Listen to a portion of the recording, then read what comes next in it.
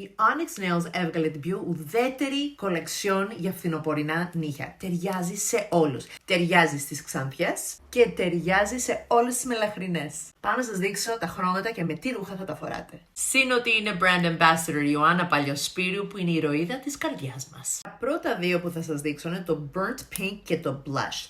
Αυτά τα δύο το έχουν σχεδιάσει για να ταιριάζει με το trend quiet luxury. Έχουν ξανασυζητήσει για το trend αυτό και στα ρούχα και στα νύχια που είναι λίγο πιο neutral.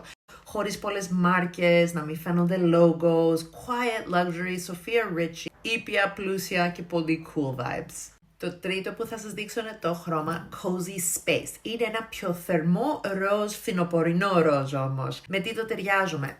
Με κολάν και καλτσόν στον ίδιο τόνο. Θα είναι μεγάλο τρend να ταιριάζουμε τα νύχια μας με τα καλτσόν μας. Είναι ό,τι πρέπει για τώρα το φθινόπωρο. Τα επόμενα δύο είναι το Sweet Apple και το Warm Up από την Onyx. Πάει με το trend κόκκινο παντού. Κόκκινο φέτος πολύ της μόρδας. Μπορντό, κόκκινο, όλα αυτά τα φανταστικά χρώματα. Θέλουμε και το αντίστοιχο νύχι για να κάνουμε αυτή τη μονοχρωμία. Ταιριάζει πάρα πολύ στις Ελληνίδες και στις ξανθούλες και στις μελαχρινούλες γιατί έχουμε το κατάλληλο δέρμα για να φοράμε κόκκινα. Το τελευταίο χρώμα της Onyx λέγεται Brandy και ταιριάζει σε αυτό το μοντέρνο goth στυλ που έχει βγει πάλι. Δεν είναι το παλιό goth που ήταν πιο punk. Αν η νύφη του Frankenstein είχε απεριόριστο budget για ρούχο, θα φόρεγε αυτό το χρώμα. Η Onyx Nails έχει πάνω από 200 κωδικούς ημιμόνιμου βερνίκι για επαγγελματίες και είναι αξιόπιστα και ποιοτικά προϊόντα. Stay beautiful inside and outside.